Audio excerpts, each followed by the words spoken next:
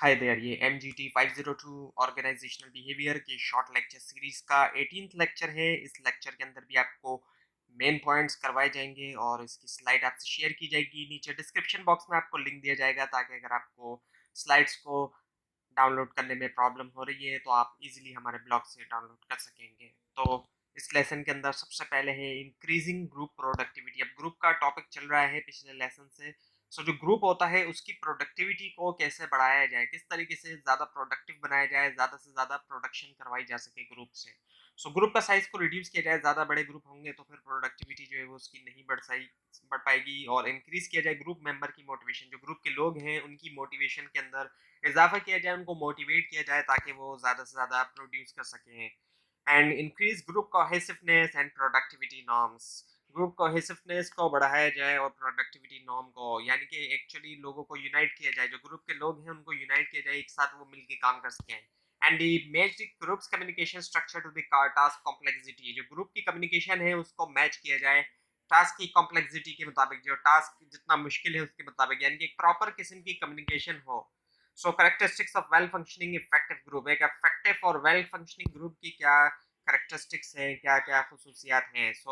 ऐसा ग्रुप होता है ये जो रिलैक्स कंफर्टेबल होता है, इनफॉर्मल एटमॉस्फेयर होता है, वहाँ के जो मेंबर्स होते हैं वो रिलैक्स्ड होते हैं, कंफर्टेबल होते हैं, और एक इनफॉर्मल किस्म का एटमॉस्फेयर होता है, फॉर्मल किस्म का एटमॉस्फेयर नहीं होता। टास्क वेल अंडरस्टूड होते हैं और एक्सेप्टेड होते हैं, टास्क जो है वो मेंबर्स अच्छी तरह समझ सकते हैं और एक्सेप्ट भी करते हैं।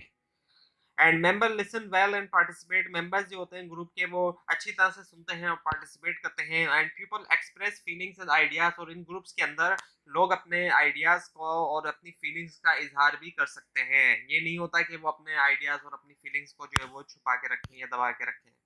And can conflict and disagreement centre around ideas और मेथड, अगर कोई इख्तलाफ भी होता है वो भी आइडियाज के अराउंड ही होता है, आइडियाज की वजह से होता है, शख्सियात की वजह से नहीं होता बल्कि आइडियाज की वजह से होता है, आइडियाज के ऊपर ही होता है।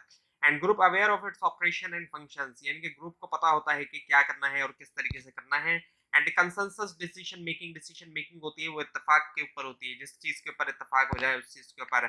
And clear assignments made and accepted, जो असाइनमेंट्स दी जाती हैं वो क्लियर होते हैं और एक्सेप्टेबल भी होते हैं। Conducting a group meeting, group meeting conduct करने के लिए 12 स्टेप्स हैं, जिस जो कि ज़्यादा एफिशिएंट और इफेक्टिव मीटिंग होती है इन 12 स्टेप्स के जरिए। पहला है प्रिपेयर किया जाए मीटिंग एजेंडा को, डिस्ट्रीब्यूट किया जाए एजेंडा को एडवांस में, कंसल्ट किया जाए पार्टिसिपेंट को मीटिंग से पहले ही कर दिया जाए। And get participant to go over the agenda, and establish किया जाए स्पेसिफिक टाइम पैरामीटर को, मेंटेन किया जाए फोकस डिस्कशन को, एनकरेज किया जाए, सपोर्ट किया जाए पार्टिसिपेशन तमाम मेंबर्स की, जितने भी मेंबर्स हैं। Maintain a balance style, maintain किया जाए एक बैलेंस स्टाइल को, एनकरेज किया जाए क्लैश ऑफ आइडियाज, क्लैश हो तो आइडियाज का क्लैश हो, और डिस्करेज किया जाए क्लैश ऑफ पर्सनैलिटीज, वही बात जो पीछे आई थी कि डिसएग्रीमेंट वगैरह होते हैं, इख्तलाफ हो तो आइडियाज के अराउंड हो, पर्सनैलिटीज के ऊपर ना हो, शख्सियात के ऊपर नहीं हो। क्लैश होना चाहिए आइडियाज का but not the clash about the personality, and be an effective for listener and bring proper closure से मुराद ये कि बंद करना, जो क्लोज किया जाए तो प्रॉपरली उसको क्लोज किया जाए, ऐसा हो क्लोजर के प्रॉपर हो। टीम्स, अब टीम्स क्या होती है ये पहले भी आ चुका है, पिछले लेसन अगर आपने देखे तो आपको पता होगा कि टीम्स का मतलब क्या है। दोबारा यहाँ पे थोड़ा बहुत देखते हैं कि टीम क्या है। Teams are group with greater interdependence, असल में एक टीम ग्रुप ही है, ग्रुप की ही एक किस्म है टीम, लेकिन फर्क ये है कि ज्यादा इंडिपेंडेंस और इंटरडिपेंडेंस होती है टीम के अंदर, एक दूसरे पे ज्यादा डिपेंड करते हैं टीम के लोग। जैसे फॉर एग्जांपल क्रिकेट की टीम की मिसाल ले जाए तो जो प्लेयर्स होते हैं वो ज्यादा एक दूसरे के ऊपर डिपेंडेंस करते हैं, बाकी जो दूसरे ग्रुप्स होते हैं वहां पे इतनी ज्यादा डिपेंडेंसी नहीं होती। Why teams have become popular, team क्यों पॉपुलर हो रही है इसकी कई सारी वजूहत हैं। टीम्स जाहिर बात है अच्छा परफॉर्म करती हैं इंडिविजुअल्स के मुकाबले में, अलग-अलग जो लोग काम करेंगे वो टीम जैसा काम नहीं कर सकते। टीम जो है वो एम्प्लॉय का टैलेंट इस्तेमाल करती है, एम्प्लॉय अकेले अपना टैलेंट इस्तेमाल नहीं कर सकता इतना अच्छा। टीम ज़्यादा फ्लेक्सिबल भी होती है और रिस्पॉन्सिव भी होती है चेंज एनवायरनमेंट के अंदर, एनवायरनमेंट में अगर चेंज आता है तो उसके मुताबिक वो अच्छा रिस्पॉन्स देती है, जैसा एनवायरनमेंट में चेंज आए वैसा ही रिस्पॉन्स। एंड टीम फैसिलिटेट करती है एम्प्लॉय की इन्वॉल्वमेंट को, कि एम्प्लॉय इन्वॉल्व हो, और इफेक्टिव वे है टू इंक्रीज मोटिवेशन, टीम के अंदर जो है वो इफेक्टिव तरीके से मोटिवेशन को बढ़ाया जाता है। So formal groups made up of interdependent individuals responsible for attaining our goal.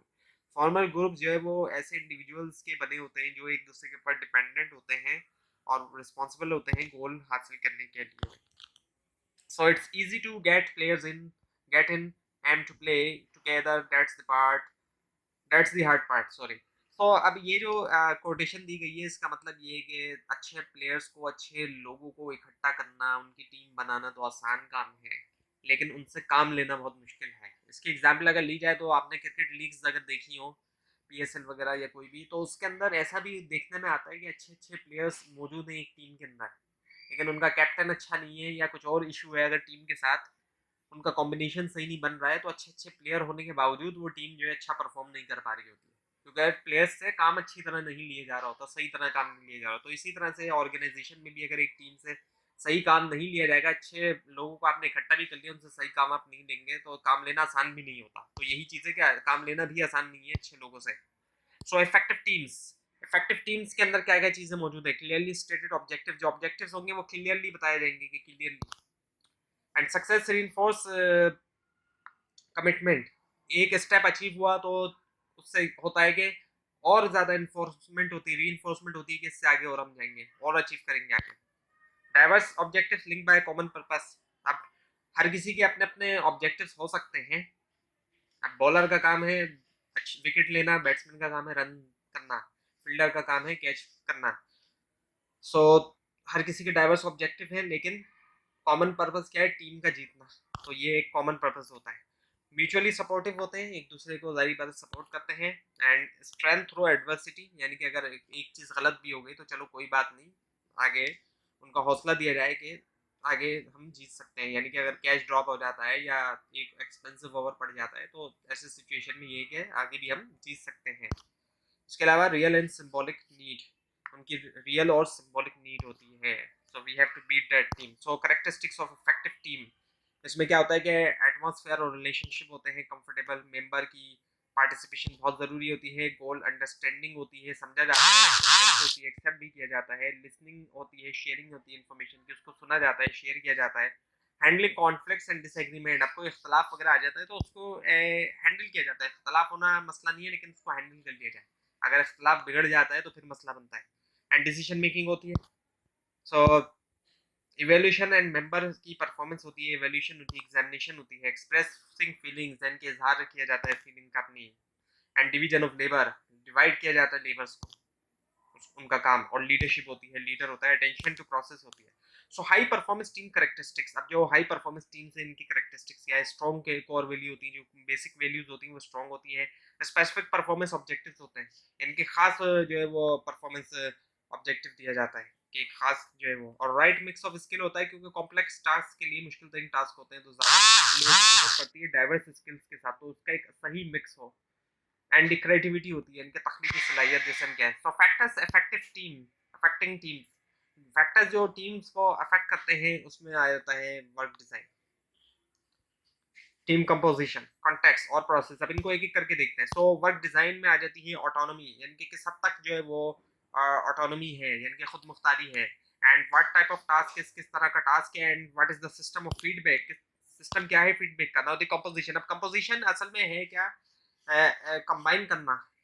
Combine करने को कंपोजिशन कहा जाता है। इसके अंदर एबिलिटी आ जाती है, काबिलियत है, पर्सनैलिटी है, रोल्स है, साइज आ गया, flexibility and the preference for teams. So typical effects of size on team, जो टिपिकल इफेक्ट पड़ता है साइज ऑन टीम में। डिमांड ऑन लीडर की अगर हम बात करें तो अगर 2 to 7 मेंबर की टीम है तो डिमांड ऑन लीडर लो है, और 8 to 12 है तो डिमांड ऑन लीडर मॉडरेट होगी। और अगर ज़्यादा बड़ी टीम है 13 to 16 तो डिमांड ऑफ लीडर बहुत हाई होगी। डायरेक्शन बाय लीडर की बात करें, स्मॉल टीम है लो होगी, और मिडिल साइज है टीम का तो मॉडरेट होगी, और अगर साइज ज़्यादा है टीम का तो मॉडरेट टू हाई होगी।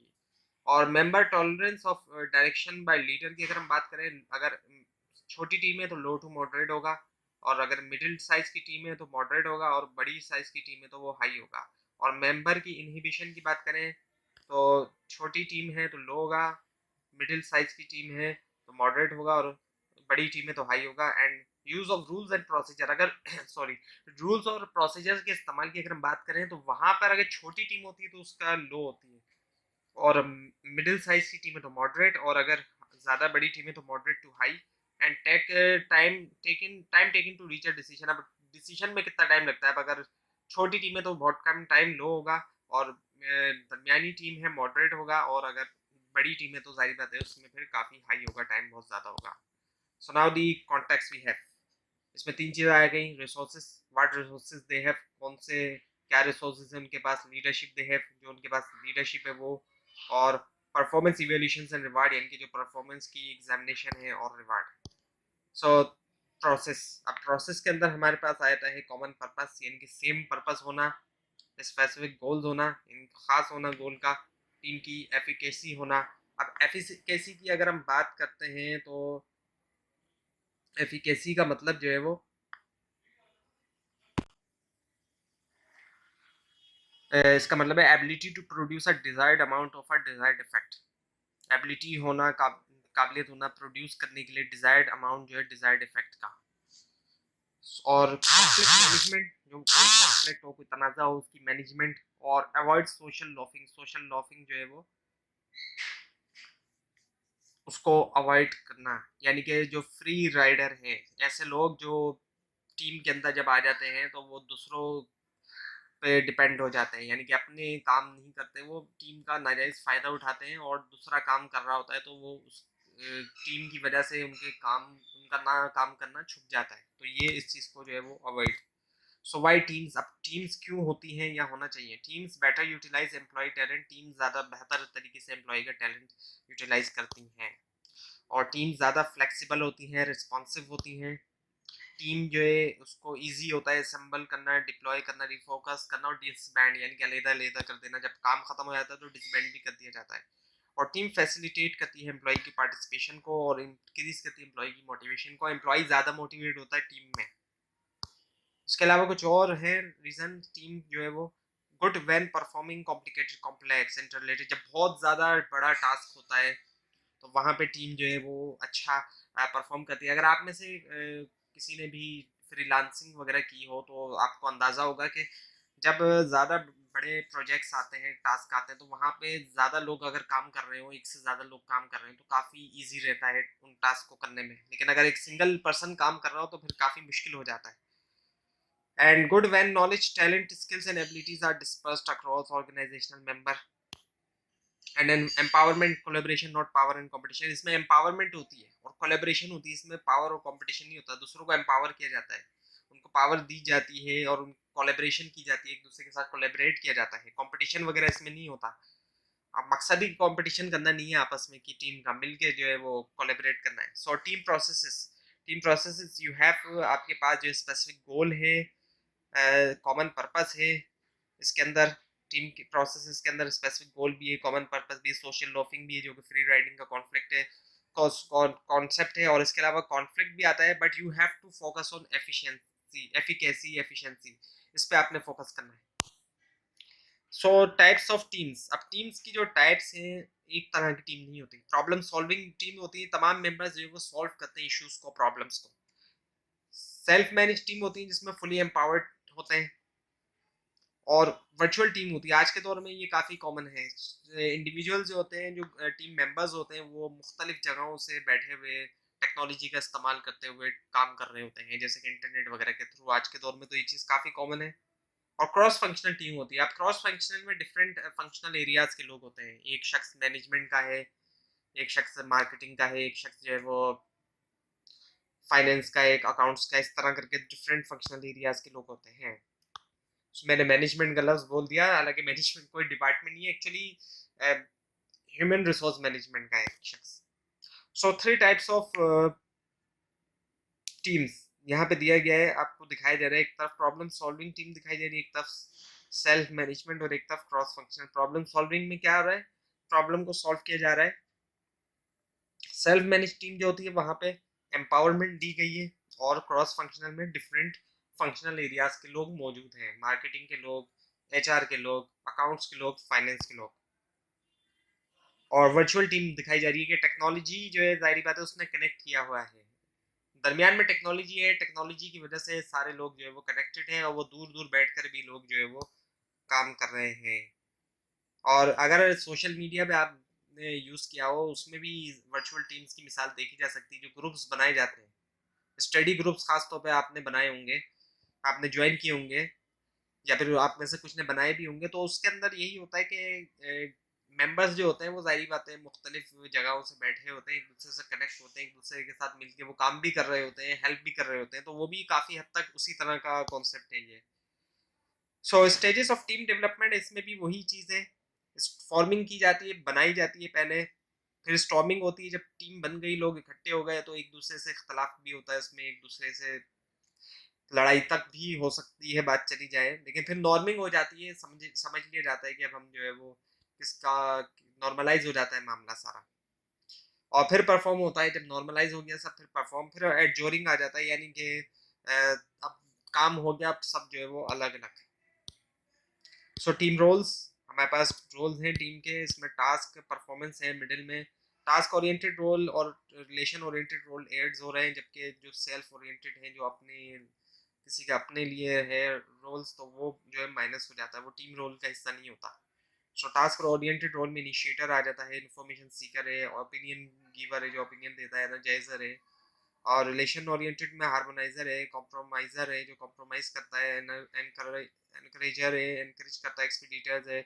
सेल्फ ओरिएंटेड रोल जो होते हैं इसमें ब्लॉकर्स आ जाते हैं, जो ब्लॉक कर रहे होते हैं दूसरों को, रिकग्निशन सीकर हैं, वो चाहते हैं कि सिर्फ उनको रिकग्नाइज किया जाए, डोमिनेटर हैं, दूसरों पर अपना दबाव डालते हैं, और अवॉइड करते हैं, वो अवॉइडर होते हैं। So turning individuals into team players, अब एक शख्स जो है उसको टीम प्लेयर कैसे बनाया जाए, उसके चैलेंजेस आते हैं। चैलेंजेस ये होते हैं कि ओवरकमिंग किया जाए individual resistance to team membership, जो एक इंडिविजुअली उसका मुकाबला किया जाए, ओवरकम किया जाए। असल में ओवरकमिंग का मतलब लिटरल मीनिंग जो है वो काबू करना है, उसको काबू किया जाए, जो इंडिविजुअल रेजिस्टेंस है उसको काबू किया जाए to team membership and countering the influence of individualistic characteristics. आप हर किसी इंडिविजुअल कल्चर, हर किसी इंडिविजुअल का अलग जो है वो एक कल्चर है, तो उसका मुकाबला किया जाए जो इन्फ्लुएंस है इंडिविजुअल कैरेक्टर्स कल्चर का, and introducing teams in an organisation that has historically valued individual achievement. Introduce किया जाए टीम को ऑर्गेनाइजेशन में जिसकी हिस्टोरिकली वैल्यू जिस है इंडिविजुअल अचीवमेंट की, एंड शेपिंग टीम प्लेयर्स। सो इसमें शेप किया जाए टीम प्लेयर्स को, तो इसके अंदर सेलेक्ट किया जाए एम्प्लॉयज़ को जो कि फुलफिल कर सके अपने टीम रोल्स को, और उनको सेलेक्ट करने के बाद ट्रेनिंग किया जाए ताकि वो हिस्सा बन कर सकें टीम प्लेयर्स का, टीम का हिस्सा बने as a player, and reworking the reward system to encourage cooperative effort while continuing to recognize individual contribution। Reworking की जाए, जो रिवार्ड सिस्टम है, जो रिवार्ड दिया जाएगा कि अच्छा परफॉर्म करने पे, तो उस पर वर्किंग की जाए, दोबारा से उस पर वर्क किया जाए ताकि एनकरेज किया जाए कोऑपरेटिव एफर्ट्स को, ऐसी एफर्ट्स को जो कि एक दूसरे के साथ कोऑपरेशन करके की जाए, और साथ में इस बात को भी कंटिन्यू किया जाए, जारी रखा जाए कि इंडिविजुअल की कंट्रीब्यूशन को भी रिकॉग्नाइज किया जाए, यानी कि एक तरफ तो जो कॉपरेशन एफर्ट है वो भी होगी, मिलके काम भी किया जाएगा, लेकिन जो इंडिविजुअल की कंट्रीब्यूशन है उसको भी रिकॉग्नाइज किया जाए। So turning individuals into team player, अब सिंपल सी बात ये कि एक इंडिविजुअल को अगर टीम प्लेयर बनाया जाता है तो उसके लिए उसकी पहले सिलेक्शन की जाती है, जिस तरह से आपने क्रिकेट के अंदर देखा होगा सिलेक्शन हुई खिलाड़ियों की, तो सिलेक्शन होती है उनकी पहले, फिर ट्रेनिंग की जाती है, उनकी कोचिंग वगैरह की जाती है, एंड रिवार्ड, फिर रिवार्ड दिया जाता है। तो तीन तरीके होते हैं। सो बिल्डिंग इफेक्टिव टीम्स, तो इफेक्टिव टीम्स के लिए, अच्छी टीम्स के लिए बिल्ड किया जाता है टीम स्पिरिट को, टीम स्पिरिट होना चाहिए अच्छी टीम के अंदर, एक टीम स्पिरिट हो। उसका लिटरल मीनिंग है इज्तिमाई हौसला, यानी पूरी टीम का एक हौसला जो है वो बिल्ड किया जाए। Choosing team size and team membership, उस टीम का जो साइज और उसकी मेंबरशिप है उसको चूज किया जाए। एनकरेज किया जाए इफेक्टिव टीम मेंबर रोल्स को, डिफाइन किया जाए टीम्स का असाइनमेंट, असाइनमेंट जो होगा, जो भी काम वगैरह दिया जाएगा तो उसको डिफाइन किया जाए। सो जो भी असाइनमेंट है, टास्क है, उसको डिफाइन किया जाए पूरी टीम का, and planning the team effort, planning की जाए टीम एफर्ट, डेवलप किया जाए प्रोडक्टिव नॉर्म्स, ऐसे नॉर्म जो प्रोडक्टिव हैं, एंड अंडरस्टैंडिंग पोलराइजेशन, पोलराइजेशन को जो है वो समझा जाए। सो टीम, टीम की अगर हम फुल फॉर्म देखें एक तरह से तो वो बनती है टुगेदर एवरीवन अचीव्स मोर, यानी कि एक साथ मिलके जो है वो ज़्यादा अचीव करते हैं। मिल अब कॉन्फ्लिक्ट्स अमंग टीम्स, अब आपके सामने ये दिखाया जा रहा है कि अगर कॉन्फ्लिक्ट हो जाता है टीम में तो उसका नतीजा क्या निकलेगा। सो कॉन्फ्लिक्ट का खतरनाक तरीन नतीजा निकलेगा और नुकसान जो है वो हर किसी को होगा अगर कॉन्फ्लिक्ट हो जाता है। तो ये था आज का लेसन। आपको अगर कोई क्वेश्चन है तो नीचे कमेंट कीजिए और ये स्लाइड आप नीचे डिस्क्रिप्शन बॉक्स में दिए गए लिंक से हासिल कर सकते हैं, लेकिन अगर आपको लिंक ना मिले उसके लिए आप नीचे कमेंट कीजिए। और इस पूरी सीरीज को देखने के लिए इस चैनल को सब्सक्राइब कीजिए, बेल आइकन के ऊपर क्लिक कीजिए। Thanks for watching this video.